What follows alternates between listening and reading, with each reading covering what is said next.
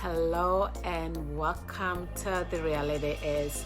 My name is Dineo, and today I want to talk about dangerous territories, the double-edged sword of close proximity to greatness. Close proximity to greatness can be a blessing and a curse at the same time. The greatness I want to talk about is in the context of Jacob I love, a declaration God made before Jacob was born. It does not only apply to greatness in the pulpit, but to anyone that God has declared, Jacob I love, whatever your name is. Remember, during Jacob's time, there was nothing like the Bible and church. Patriarchs were being introduced to an ancient spirit that we now come to know as Jehovah God. His mission was to start a nation through Jacob. Just like Jacob, some people in our generation are elected by grace for different assignments, and God has attached the destinies of many people to them. So if you are privileged to have close proximity to this kind of a person, how you handle them can either put you in a place of a blessing or a curse. So Jacob arrives in Padan-Aram as a fugitive with nothing but the God of his grandfather he encountered on the way. He falls in love immediately with his cousin Rachel, one of his sister wives. Despite being cheated by his con artist uncle turned business partner Laban, Jacob became very wealthy. He became a God-made man and shared the secret of his wealth with his wives, which was how God showed him on how to increase and multiply through a vision in Genesis chapter 31 verse 12. Now, you would think his family, his workers who witnessed the elevation, would gravitate towards his God, especially Rachel, his favorite wife, his closest friend, the one he labored for the most, the one who saw the transformation up close, the one you would think was the closest confidant. But no, she was a daddy's girl still attached to her family traditions. When she stole her father's gods in a small g in the story, as a reader with a little background of who Jacob was, I was like, Rachel, why? Why, Rachel? This is not gonna end well. By no means, I'm not trying to paint Jacob as an innocent bystander. He was also a man going through his own process. His humanity was always magnified. Here is a very important key I want you to engrave in your heart. I'm going to use this analogy. Do you know how in the judicial system they love to use this expression that the prosecution has the burden to prove?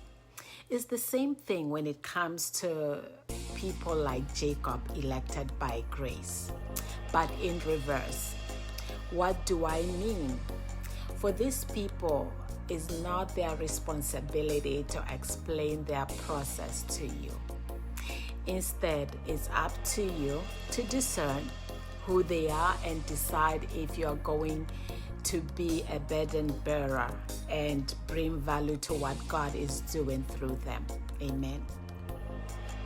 Unfortunately for Rachel, Jacob loved her so much. And I wondered if Jacob was blinded by love, that he was oblivious to Rachel's attachment to her family ways. Because when it was discovered that someone stole Laban's gods, Jacob made a dangerous statement that whoever stole Laban's gods will die. He didn't know that it was his beloved Rachel.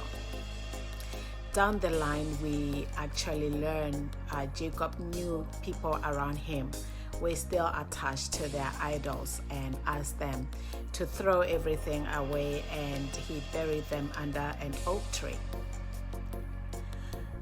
Unfortunately for Rachel, by virtue of her proximity to Jacob and the words her husband released earlier, she died during childbirth when she gave birth to Benjamin.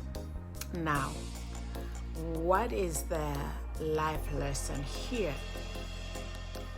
Close proximity to greatness can be a double-edged sword of a blessing and a curse. It can put you in a safe place and a dangerous territory at the same time. Don't take it for granted. When God came to warn Laban in a dream and said, "Be careful how you speak to Jacob, neither good nor bad," I was like, neither good nor bad? Is this some kind of a weird spiritual gag order?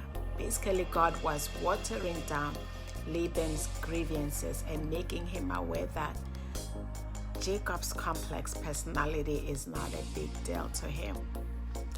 You notice that when Laban caught up with Jacob, his anger was deflated and he was addressing him in neutral terms like, "Dude, at least you should have allowed me to say goodbye to my daughter and grandkids."